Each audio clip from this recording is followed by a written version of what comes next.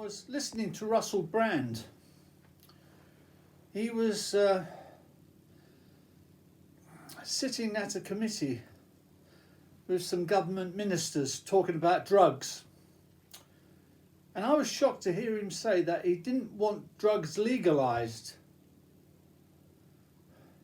It would be the same as the 1930s when they made drinking illegal, booze illegal in America.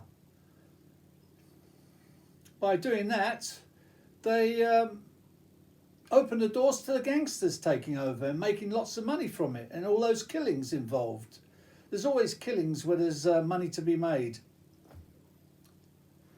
Now, of course, because it's still illegal, those people who take drugs have to find the money to buy more drugs because they're very expensive, because they're illegal, you see. And to do that, they've got to start selling drugs to their friends. So therefore they spread it.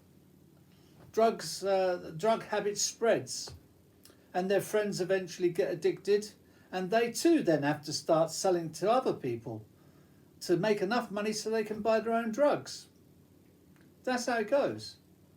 And yet if it was made illegal, drug addicts wouldn't have to sell the drug. They could buy drugs so cheap, legally, from a chemist, they wouldn't have to push it anywhere else. No, Russel Brand's got it wrong. We need to legalise drugs. People like myself won't take drugs. It doesn't matter if it's illegal or legal. And let's face it, over all these years, they spent a fortune and they've succeeded in doing nothing, the government. They haven't stemmed the flow of drugs. The price has gone up, that's all. And more people seem to be taking them. I think mainly because young people tend to feel that by going against the government, going against the law, that's what they always seem to do, don't they, young people? I guess they find it sort of doing that to the government when they go against the law.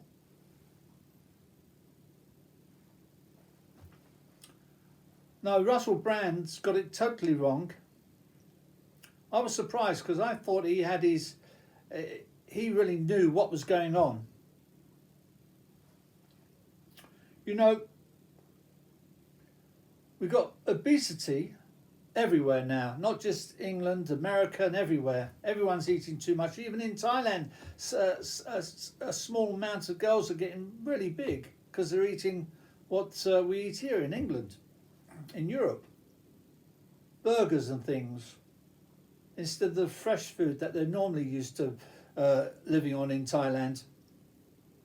Anyway, if drugs were made legal, we could ship cocaine leaves in. And if you chew a cocaine leaf, it takes away your hunger. And also it gives you energy, so you can work all day physically. It's and it's not addictive. Cocaine leaves are not addictive. Can you imagine? It'd be wonderful to be able to eat a cocaine leaf, because at my age, if I eat anything, I just put the weight on. I have to really hold back from eating. Whereas when I was younger, up to the age of 40, I could eat anything I wanted. I'd feel bloated at the end of it and think, oh, why did I do it? And then 2 hours later, I'd be back to normal again. But not anymore. Now, I eat so little, and yet I still put on weight. But if I had that coca leaves, if it was legal, if drugs were legal, I could take that, I could chew that every day, and I would have plenty of energy. I've still got quite a bit of energy, but it's just the weight problem.